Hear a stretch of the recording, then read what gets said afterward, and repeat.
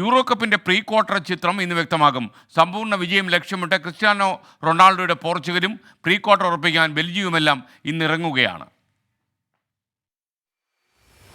Euro കപ്പിന്റെ അവസാന 16ലേക്ക് ആരൊക്കെയെന്ന് ഇന്നറിയാം.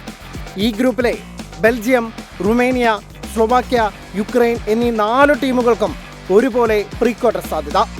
1 വീതം ജയവും തോൽവിയുമോടെ 3 പോയിന്റാണ് എല്ലാവർക്കും. ഗ്രൂപ്പിലെ 3ാം റൗണ്ട് പോരാട്ടത്തിൽ ബെൽജിയത്തിന്റെ എതിരാളികൾ യുക്രൈൻ, സ്ലോവാക്യ റുമേനിയയും നേരിടും. 2 മത്സരങ്ങളും രാത്രി 9:30. ബെൽജിയം പ്രീ ക്വാർട്ടറിലേക്ക് മുന്നേറുമോ എന്നതിലാണ് കൂടുതൽ ആകാംക്ഷ.